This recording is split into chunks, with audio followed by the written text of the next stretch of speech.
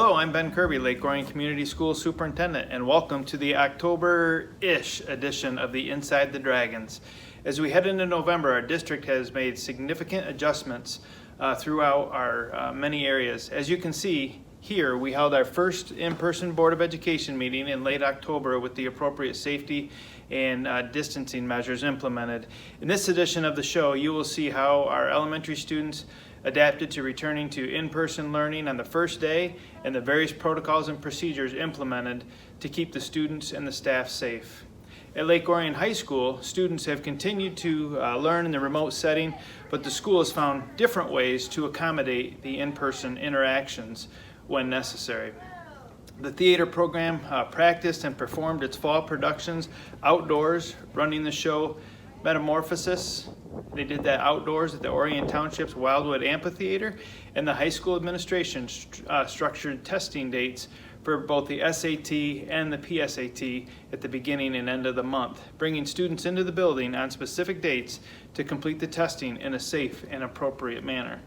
Finally, we'll see the bond dollars at work in a more engaging form as the Weber and Carpenter Elementaries opened their new playgrounds, with the Weber staff giving the equipment a test drive and kind of liking it, it seemed. Thanks for joining us. Go Dragons!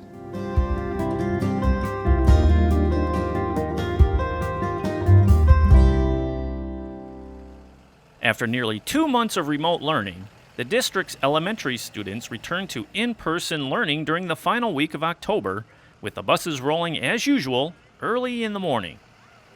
The new reality featured many new protocols and procedures for students and staff to adapt. Due to the COVID-19 challenges, the U.S. Department of Agriculture has made breakfast and lunch available for all students who requested every day.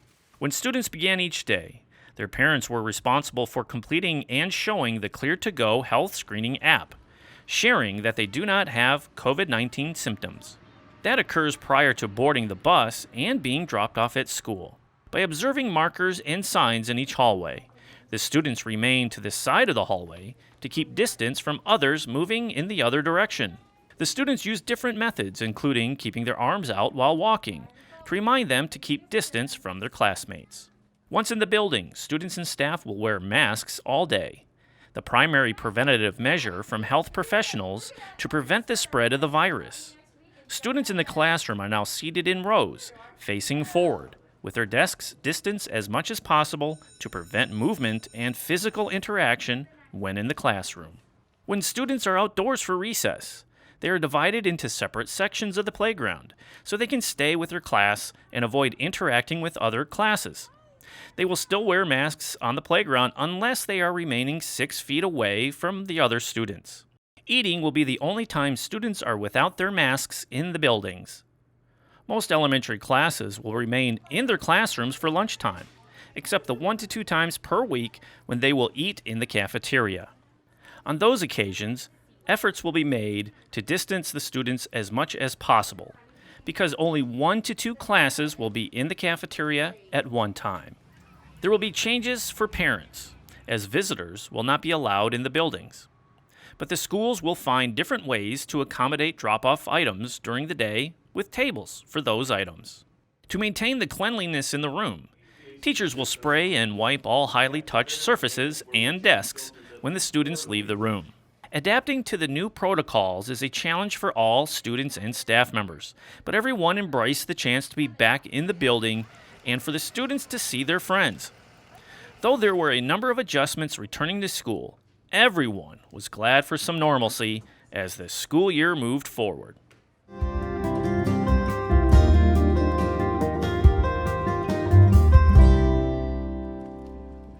Lake Orion High School takes great pride in its ability to be resourceful and provide opportunities for students in creative ways. Leading an impressive theater program, Director Jonathan Kind wanted to ensure this fall would have a production in some manner. So he realized using one of Orion Township's great facilities, the outdoor Wildwood Amphitheater, would allow the students to safely perform the fall show Metamorphosis. To see what would be the safest way that we could still provide theater for the Lake Orion community. After a couple revisions, we decided that let's use our outdoor amphitheater that we have right down the road And that's how we ended up here at Wildwood. We also do our summer shows here, so it was a natural transition. The students were glad to have the opportunity for any type of show in this unique environment. For Kind, it required a bit of an evolution, thinking about how to incorporate the current COVID-19 considerations without distracting from the experience. When we went into quarantine, any plans that I had kind of just went onto the back shelf, and I started thinking about, okay, what are shows that have a limited number of people per scene that we could still socially distance, have safe rehearsals, and then still get a decent number of students involved. And in terms of when you proposed it to the students, did they just wanted anything, basically? Yeah, it was a title that they weren't familiar with, but once we sat down and read the play, they saw the value both in conforming to what quarantine has given us, but also in the value of the show and what it means for our community. Most of the student opportunities, which would be held inside the auditorium, were available to the outdoor show as well, including the students who were able to work the tech aspects of lighting and sound, as well as the actors. Remaining flexible has allowed for new opportunities for the theater program.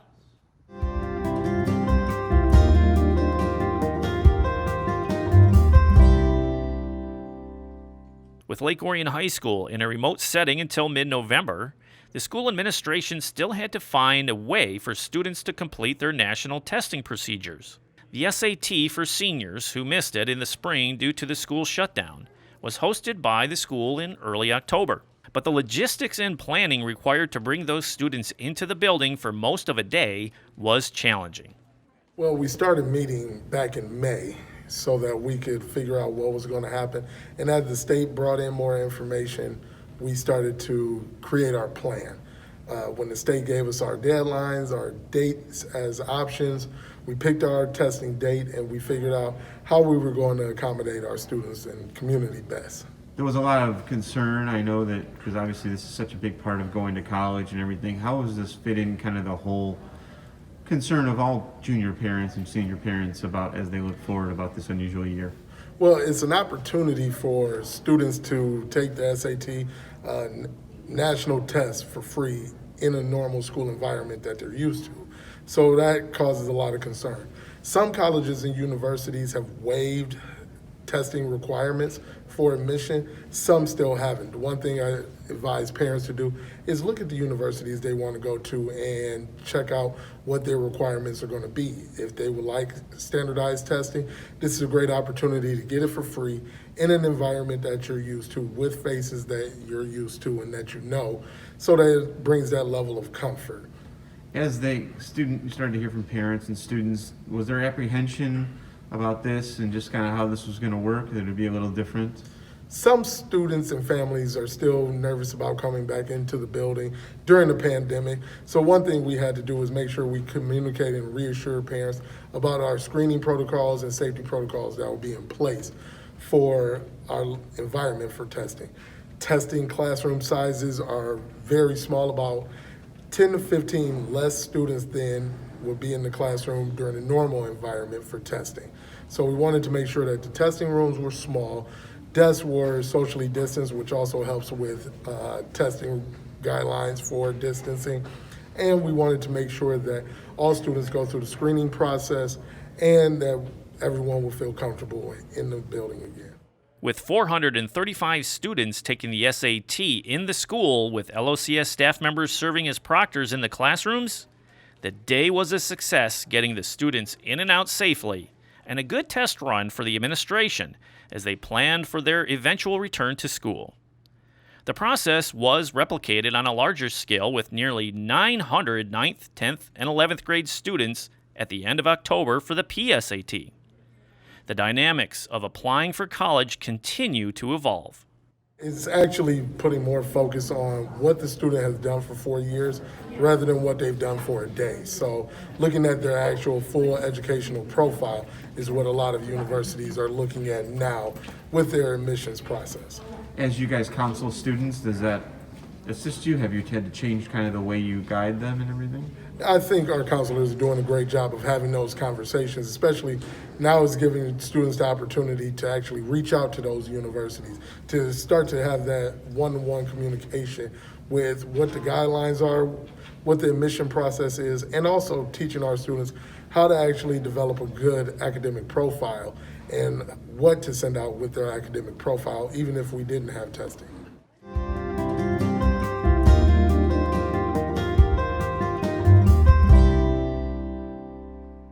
When Lake Orion Community Schools voters passed the bond in 2018, the expectation was that building renovations would be new and shiny and impressive for education. The bonus, 2 elementary schools received new playgrounds. For Carpenter Elementary and Weber Elementary, the opportunity to update their playgrounds with new equipment was unique.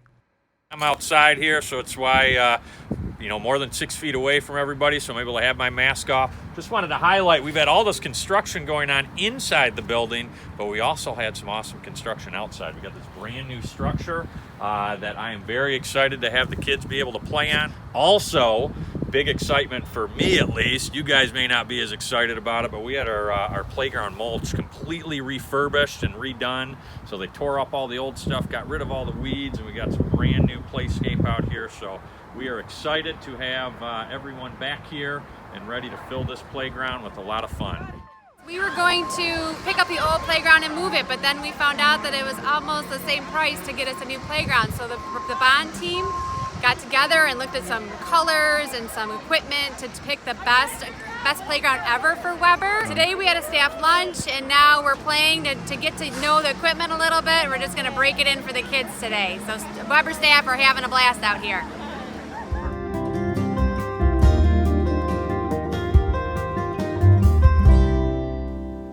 Thank you for watching the October edition of Inside the Dragons. We'll be back next month with another edition of the happenings within Lake Orion Community Schools.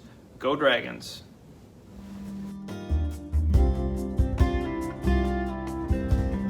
Inside the Dragons is produced by the Lake Orion Community Schools in partnership with Orion Neighborhood Television.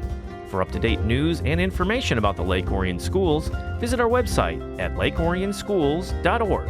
and watch us on Comcast Educational Access Channel 22 and AT&T UVerse Channel 99.